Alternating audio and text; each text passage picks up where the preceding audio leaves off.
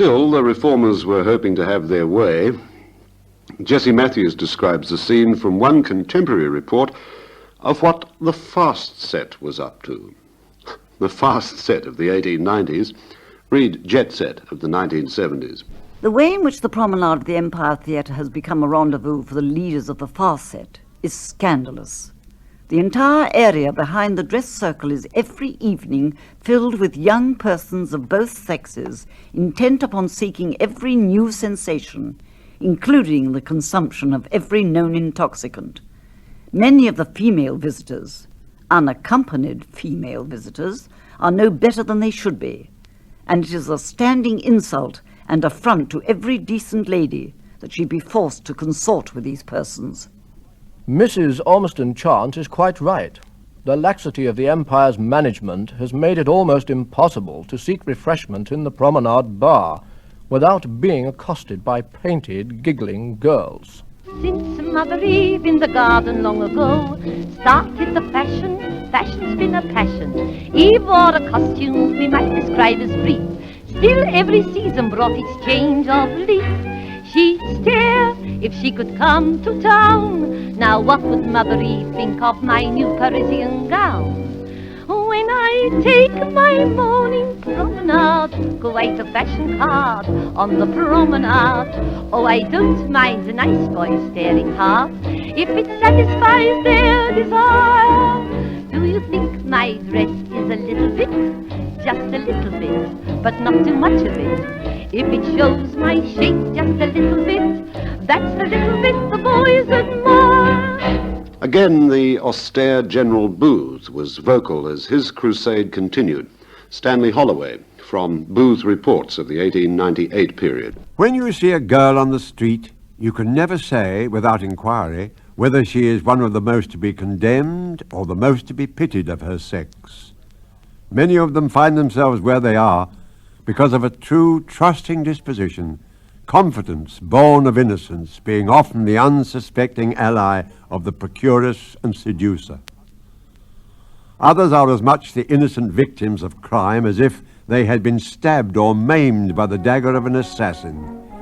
Yet, whether one reviles or pities these women, there is no doubt that they may all find their way to salvation if they will only follow the Lord's way and be saved.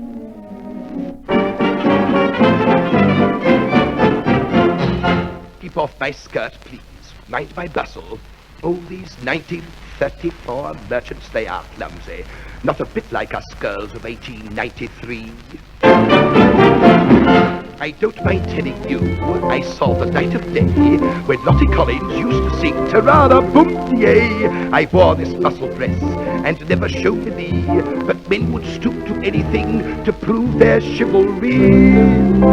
We ladies of the naughty 90s, when all life was gay, I knew what love was and I've tasted ecstasy, but I've not been cuddled since the Diamond Jubilee. I'm sporty, although well turned 40, and don't need sympathy. Though I'm not a filly, I was Queen of Piccadilly in 1893.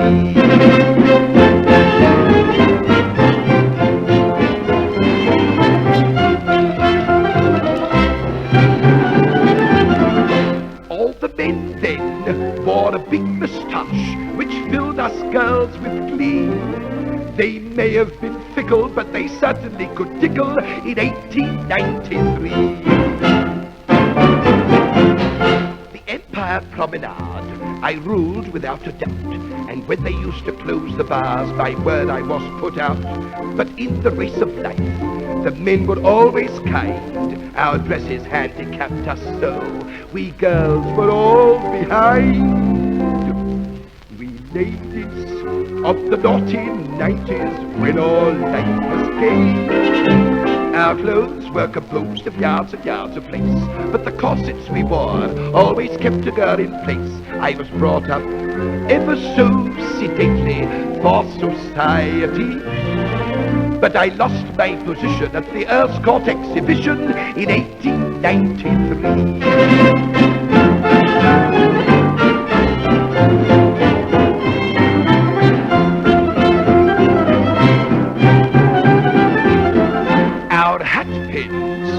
set the men in place if they got fresh, you see.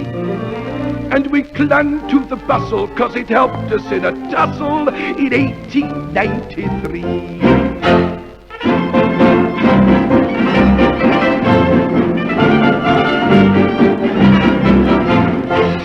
Ladies of those naughty 90s had our courting times, you see. Though my features are not classy, all the boys admired my chassis in 1893.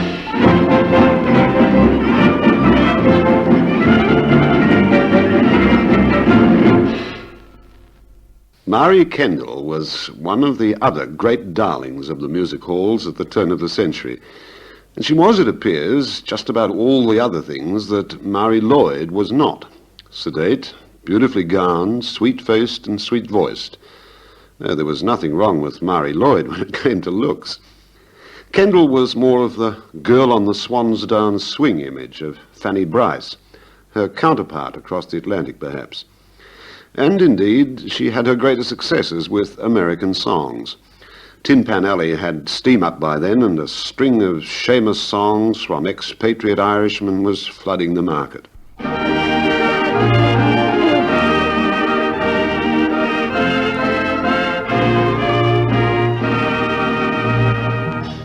Sweet Rosie O'Grady, my dear little rose, she's my little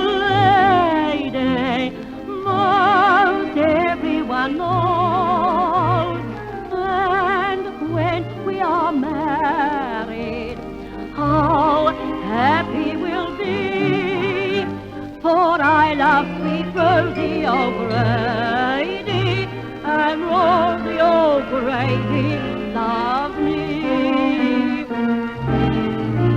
Two little girls in blue, lads, two little girls in blue. They were sisters, we were brothers, and learned to love them true.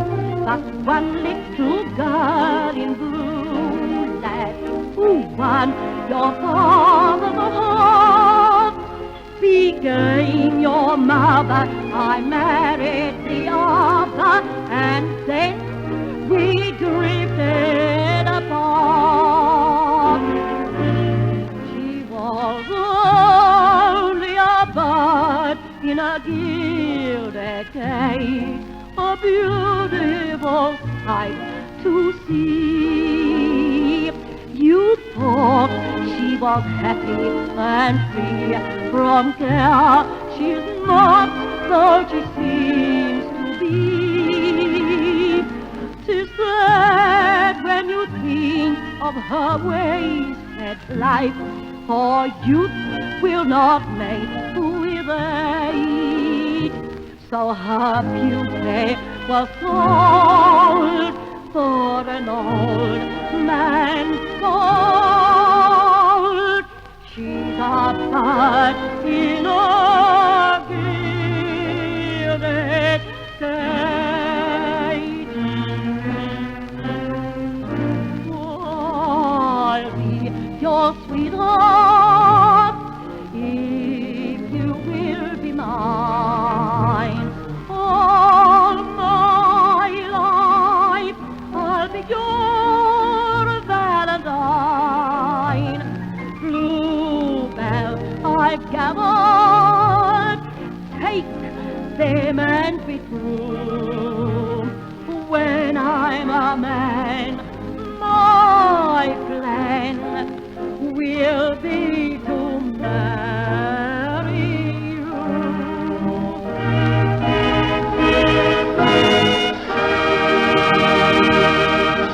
The advent of the theatre-type music hall began to mark changes of other kinds as well. But I suppose the most noticeable changes were in the landscape, mentioned last time so critically by Charles Dickens. Edward Moss and Oswald Stoll began building a chain of theatres up and down the country. And they were either empires, hippodromes, or palaces, again reflecting the triple Victorian preoccupation with patriotism, pantheons, and panoply. They still survive, at least a few of them: the palace in Shaftesbury Avenue, the Hippodrome, disguised in hideous and peeling red paint as the talk of the town theatre restaurant, while there are empires, of course, scattered everywhere. They became the home of the greats, who could hold on to an audience by the sheer force of their personality. People like Dan Leno, Vesta Tilley, Marie Lloyd, Lottie Collins, Little Titch, and, of course, Florrie Ford.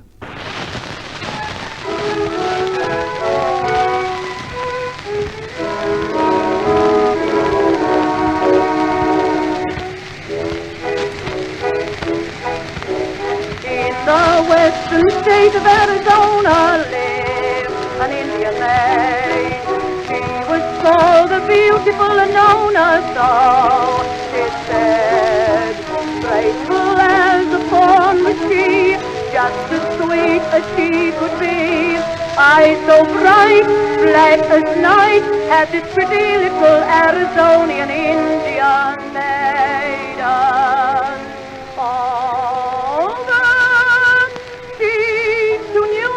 Came to woo her for her fine, to marry she declined, at last she changed her mind. It was not a chief so grand who won her heart and hand, but a warrior bold who wooed her with a song. My sweet Nona, in Arizona, there is no other maid I serenade. By campfires gleaming, of you I'm dreaming, and Nona, my sweet Indian maid. One of the great Flo's earliest recordings, 1902, a Nona, when recording was more or less a matter of shouting down a funnel. Well, that's about what it was. The gramophone then was literally in its bawling infancy. Yet it's surprising how modern electronics have made these purely mechanical efforts live again. The earliest recordings in this series, those of Gus Elan, were made in 1899 and are therefore among the very, very first. Well, it's a bright big time, and if she belonged to me, I'd let her know who's who. 'Cause Aggie fella what is 6'3", and her only 4'2".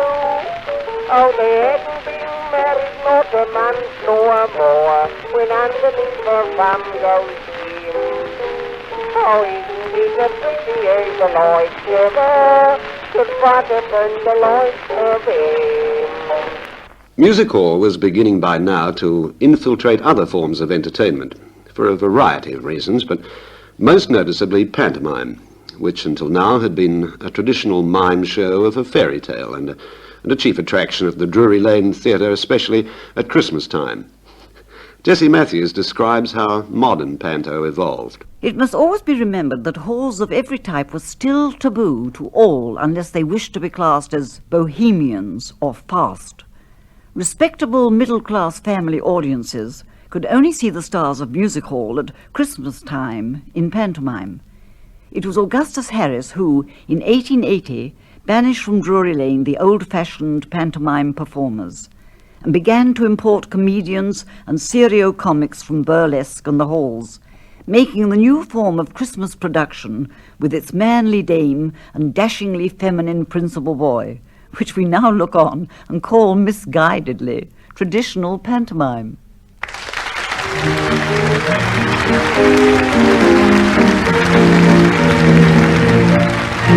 I want to be a principal girl in a new review. I'm so tired of cleaning the stage, and someday I'll be all the rage. I've lived in soap suds all of my life since my age was 17. So you can bet I'll be a success, for if I'm not clever, I'm clean. Thus, through pantomime, the bridge to respectability for the music hall artist. And among the first to cross it was Dan Leno. Ted Ray reports. Nothing, apparently, can subdue Mr. Dan Leno, who appeared as Robinson Crusoe's mother. The most successful incident of the evening was the bedroom scene, in which Miss Mary Lloyd modestly disrobed and retired to rest. At every string she untied, the gallery gave a gasp of satisfaction. And when Mr. Dan Leno exhibited himself in a red flannel petticoat and a pair of stays, the whole house literally yelled with delight. You may think it odd and even ungallant, but somehow I don't seem to yearn for the privilege of assisting at Miss Mary Lloyd's toilet, or admiring Mr. Dan Leno in dishabille. But amid all that vast audience, I was evidently in a minority of one. But Dan Leno could do no wrong, in the eyes of his admirers at least, but it was a hectic and finally tragic life. He played as many as 3 shows a day and became obsessed with the desire to make people laugh. Apart from his music hall and pantomime commitments, he was part owner of one of the halls, but schizophrenia finally overtook him. He spent some time in an asylum. Bernard Shaw and Max Beerbohm both admired him for such pieces as Going to the Races. I say, you remember I was telling you about going down to the races with my friend? Well, of course, I was going to tell you more, only the wife came in, and of course that settled all arguments, you see, because she don't know now that I went down there. It was very funny. After I had that feeling in the chest, that awful feeling about eating the pie, the pork pie, Jones said to me, he says, why not have a little drop of something short? So I said, all right. So we ordered 2 drops of something short. I don't know what it was, but it was very short, whatever there was of it. I think it was something to clean the brass with or something of that. So we had it, and I said, no, I'll pay, Jones. So I put a half a crown down. And some gentleman, I suppose he was in a hurry to get to the races, he picked my change up. It was very funny. Well, I smiled a bit, and I turned round, I said, here, I said, you got my change. He says, no, he says, it's mine. Well, of course it was. He got it, you see. I could see the joke. Of course, we laughed, you know. Well, Jones laughed more than I did at that, of course, because it was my half crown. So we started off again. We got a little way on the road, and there was a man came up. He said, card of the race, 6pence, card of the race. So I said to Jones, I said, we better have a card, because we shan't know where we're going. So I gave him his shilling, and he gave me 6pence out. Well, it was very funny. We got about a mile on the road, and I found it was last year's card. We look at the 6pence, and it was a bad one. Well, I said, Jones, you'll have to read that card backwards now. I said, but just at that moment, there was a poor tramp. Oh, he looked awful. I never saw a tramp with so much tramp on him in all my life. All his poor feet, his no boots on his back, and I said, Jones, pull up, I can't bear this. And I gave him the bad 6pence. You know, it touches me. So Jones says, here we are, we're on the course. And there we was. I turned round, oh, it was lovely. There was ladies and gentlemen walking about and shaking hands and feeling in each other's pockets. And so Jones said to me, now he says, you stand by that coconut barrel, and I'll take this trap and put it up somewhere. So I stood by the coconut barrel. I thought, well, very likely this is a friend of Jones's. So I held on to the coconut barrel, and I said to the man that was peeling the coconut, I said, we shall have a nice day today?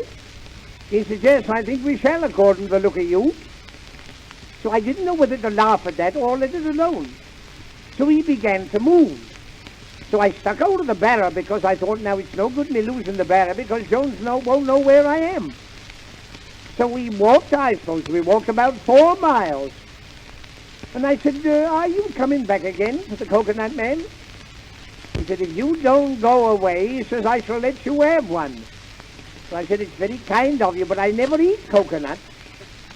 Well, it was very strange. Somehow or another, his elbow caught me at the back of the ear. Of course, I apologized. I was sorry.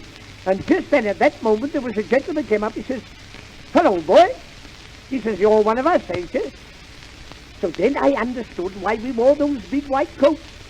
I said, yes. I said, I'm one of you. I said, and so is Jones. He says, what are you doing? I said, I'm waiting for Jones. He said, now you put a sovereign with me. He says, and we'll have it on the next horse. It's great. So I said, all right. So I gave him a sovereign. And he came back. He said, our horse has gone up. He said, there it is. So I got on a stool, a man put before me, to see where the horse was. And he said, 5 shillings. I said, what for? For the stool. I said, I don't want to buy it. He said, you've got to have it. Just then my friend turned round and he said, here. He said, you're a Welsher. I said, whether I'm Welsh, Irish or Scotch, I'm not going to be humbugged with you. And whether he hit me or whether I hit him, I can't tell you, but I know I went into a kind of faint. But it was a beautiful day when we started away, with a smile of content on our faces, with plenty to eat. There was nothing could beat a jolly good day at the races. Well, I suppose it's about time to call it a day. One last sing-along to close the story of British Music Hall. Where did you get that hat? I'm following in Father's footsteps. Has anybody here seen Kelly? Can't keep Florrie Ford out. Waiting at the church. I want to sing an opera. The Spaniard that blighted my life. And everybody sing Ta-ra-ra Bum-die. Where did you get that hat? Where did you get that tie? Isn't it an army one and just a proper style? I should like to have one just the same as that. Wherever I go they shout, hello, where did you get that hat? Oh, where did you get that hat? Where did you get that tie? Isn't it an army one and just a proper style? I should like to have one just the same as that. Wherever I go they shout, hello, hello, hello, hello, hello, where did you get that hat? I'm following in Father's footsteps, I'm following the dear old dad. He's just in front with a fine big girl, so I thought I'd have one as well. I don't know where he's going, but when he gets there I'll be glad. I'm following in Father's footsteps, yes, I'm following the dear old dad. I'm following in Father's footsteps, I'm following the dear old dad. He's travelling now for his firm, you see, in fancy goods it seems to me. I don't know where he's going, but when he gets there I'll be glad. I'm following in Father's footsteps, yes, I'm following the dear old dad. The Tavern Saloon, the Gin Palace, the Music Hall may have been, like the movie theatres of the 20s and 30s, a house of dreams, a place to go for an hour or so to escape, like today's discotheque, into a world of fantasy, of romance, and perhaps the illusion of glamour and wealth. But wherever there's a convivial gathering and a few brown ales, sooner or later the songs will start. We may not know all the words, but we know the tune. We sing what we can, or hum, or just stand there with a warm, silly grin. A nice feeling somewhere inside us, for old acquaintance. To do it, I don't know the way, so you put your arm round my waist. I promise I won't scream or cry, so you do the kissing and cuddling instead, 'cause I'm shy, Mary Ellen, I'm shy. There was I, waiting at the church. Waiting at the church. Waiting at the church. When she found he left her in the lurch. Know how it did upset me. All at once, he sent me round a note. Here's the very note, this is what he wrote. Can't get away to marry you today. My wife won't let me. There's a family right next door, wakes us up at 3 or 4 when the daughter comes home with her beau. First they stand outside and chin, after that they tiptoe in and begin their spooning down below. Then when all is quiet in the hall, down the stairs you hear her mother call. Maggie! Yes, Mom? Come right upstairs. Maggie! Yes, Mom? Those stairs ain't chairs. why does it take you so long to say goodnight? You know I told you always it ain't safe to stand in hallways. Give him his hat. Maggie! Yes, Mom? Just leave him flat. In the morning let him phone you. Late at night you get pneumonia. Maggie! Come right upstairs. Sister Susie sewing shirts for Sonia. Just skill of sewing shirts I'll try and Sister Susie showed. Some soldiers send me pistols, say that soon they'll sleep in whistles and the saucy salt shop shuts the soldier sister Susie sews. Then I snap my finger, ha ha ha, and I snap the other one, ho ho ho, ho, ho, ho. I don't care should the parent pine, once aboard the lugger and the girl is mine. Then I set my sails and sail away. No pirate air was cooler, for where'er I go I fear no foe on the good ship Yankee Hickey Doola. I want to sing in opera, I've got that kind of voice. I'd always sing in opera if I could have my choice. Signor Caruso told me I ought to do so. That's why I want to sing in opera, sing in opera.